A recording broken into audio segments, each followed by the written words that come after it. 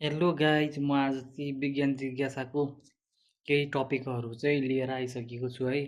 अनि म चाहिँ आज चाहिँ यो सरसर्ती पढेर तपाईँहरूलाई सुनाउँछु। आजको च्याप्टरहरू चाहिँ रहेको छ पनडुब्बी कसरी पानीमा तैरिने र डुब्ने गर्छ भनेको चाहिँ एउटा च्याप्टर चाहिँ। अनि अर्को च्याप्टर चाहिँ चलचित्र पर्दामा चलायमान दृश्य कसरी देखिन्छ भनेको छ। म चाहिँ यो सरसर्ती दुईवटा च्याप्टर चाहिँ आज म पढेर तपाईँहरूलाई सुनाउँछु है, त कस्तो लाग्छ भनिदिनु होला। पनडुब्बी यस्तो पानी जहाज हो जसलाई समुद्रमा आवश्यकता अनुसार कहिले पानी बाहिर त कहिले पानीभित्र कुदाइन्छ। खास गरी समुद्र युद्धमा यसको बढी प्रयोग गरिन्छ। यसलाई युद्धपोतको रूपमा बढी प्रयोग गरेको पाइन्छ। यस अलावा यसलाई समुद्रभित्र वैज्ञानिक अनुसन्धान गर्नका लागि पनि प्रयोग गरिन्छ। आवश्यकता अनुसार पानीमा डुब्ने र बाहिर सतहमा आउन सक्ने क्षमता नै पनडुब्बीको विशेष गुण हो। यस्तो गुण पनडुब्बीले कसरी प्राप्त गर्दछ? पनडुब्बीमा एउटा यस्तो कोठा बनाइएको हुन्छ जसमा आवश्यकता अनुसार पानी भर्न र बाहिर निकाल्न सकिन्छ। पनडुब्बीलाई पानीमा डुबाउन सो कोठामा पानी भरिन्छ, जसको कारण पनडुब्बीको वजन त्यसले विस्थापित गरेको पानीको वजन बढी हुन्छ र त्यो पानीमा डुब्छ। पनडुब्बीलाई पानी बाहिर माथि ल्याउन सो कोठाको पनि बाहिर निकालिन्छ। यसले गर्दा पनडुब्बीले विस्थापित गरेको पानीको वजन पनडुब्बीको आफ्नो वजनभन्दा बढी हुन्छ र त्यो पानीमा तैरन्छ। यो चाहिँ पनडुब्बी चाहिँ कसरी चाहिँ पानीमा माथि तैरिन्छ नि त, कसरी तैरिन्छ भनेर चाहिँ एक्सप्लेन गरेको रहेछ है त्यसमा।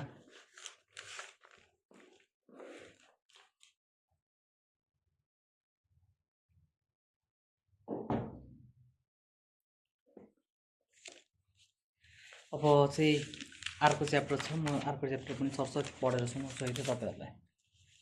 अर्को च्याप्टर चाहिँ चलचित्र पर्दा चलायमान दृश्य कसरी देखिन्छ भनेको छ है। अनि हामी यो फिल्महरू हेर्छौँ नि त, त्यो पर्दामा चाहिँ कसरी चलाइन्छ भनेर चाहिँ यहाँ एक्सप्लेन गरेको रहेछ। म चाहिँ सरसर्ती पढाएर सुनाउँछु है त तपाईँहरूलाई, सुन्नु है त।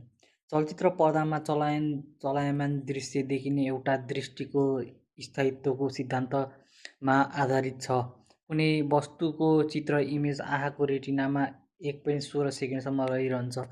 चलचित्र निर्माण गर्ने क्रममा एक पारदर्शक फोटोग्राफिक फिल्ममा गतिशील वस्तुको प्रति सेकेन्ड 20 को दरले यो फोटो खिचिन्छ। चलचित्र देखाउने क्रममा एउटा फोटो 1.20 सेकेन्डसम्मको पर्दामा देखाइन्छ। त्यसपछि 1/80 सेकेन्डको समयको लागि पर्दाबाट प्रकाश हटाइन्छ र लगत्तै अर्को फोटो 1/20 सेकेन्डको लागि देखाइन्छ। यो प्रक्रिया निरन्तर चलिरहन्छ र हामीले चित्र चलिरहेको देख्छौँ भनेको छ है त। यो चाहिँ फ्रेम पर सेकेन्डको कुराहरू गरेको छ है त, कसरी चाहिँ एउटा फ्रेम भनेर चाहिँ 1 सेकेन्डको एउटा भिडियो बन्छ। त्यस्तै गरेर चाहिँ भिडियो बन्दै गएपछि अनि त्यही भिडियो चाहिँ लामो हुँदै गएर चाहिँ एउटा फिल्म बन्ने है। त्यही कुरालाई चाहिँ यहाँ सरसर्ती एक्सप्लेन गरेको छ। मैले चाहिँ यो पढाएर सुनाएँ तपाईँहरूलाई दुईटै आजको टपिकहरू, पनडुब्बी र यो फिल्मको बारेमा। तपाईँहरूलाई चाहिँ कस्तो लाग्यो भिडियो? राम्रो लाग्यो भने चाहिँ राम्रो लाग्यो नराम्रो लाग्यो यसको प्रतिक्रिया दिनु होला है त कमेन्ट बक्समा।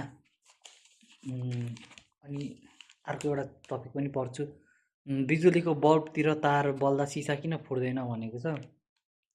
बल्बमा विद्युतीय ऊर्जालाई ताप र प्रकाशमा परिणत गराइन्छ। सर्वप्रथम वैज्ञानिक थोमस एल्वा एडिसनले बल्बभित्रको विद्युत परिपथको दुई छेउमा रहेको धातुका मसिना पाताहरूलाई प्लाटिनम मसिनो तारले जोडी विद्युत प्रवाहित गरेर बल्ब बालेको थिए। विद्युत प्रवाह हुँदा प्लाटिनमका तार तातो भएर चम्किने हुनाले बल्ब बल्थ्यो। निकै महँगो हुने भएकोले आधुनिक बल्बहरूमा प्लाटिनमको तार प्रयोग गरिँदैन। यसको सट्टामा आजभोलि टङ्स्टन धातुको फिलामेन्ट प्रयोग गरिन्छ। बल्बभित्र मसिनो तार बल्दा त्यसको तापको कारणले बल्ब ताते सिसा फुट्ने वा पग्लिने खतरा हुन्छ। त्यसबाट हुने बचाउन बल्बभित्र नाइट्रोजन र आर्गन ग्यासले भरिएको हुन्छ। यी दुवै ग्यासहरूले बढी तापको कारणबाट बल्बको सिसालाई फुट्न र पग्लिनबाट बचाउँछ भनेको छ है। 3टा च्याप्टर पढेँ आज। तपाईँहरूलाई कस्तो लाग्यो प्रतिक्रिया दिनु होला। भिडियो मन परेमा मलाई सब्सक्राइब पनि गर्नु होला गाइज। म आगामी दिनहरूमा यस्तै नयाँ भिडियोहरू यस्तै नयाँ च्याप्टरहरू पढेर हजुरहरूलाई सुनाउने छु र तपाईँहरूलाई यसबाट केही नलेजहरू पनि लिन सजिलो हुन्छ। यति नै भन्दै आज चाहिँ म भिडियो इन्ड गर्छु है त गाइस। थ्याङ्क यू, धन्यवाद।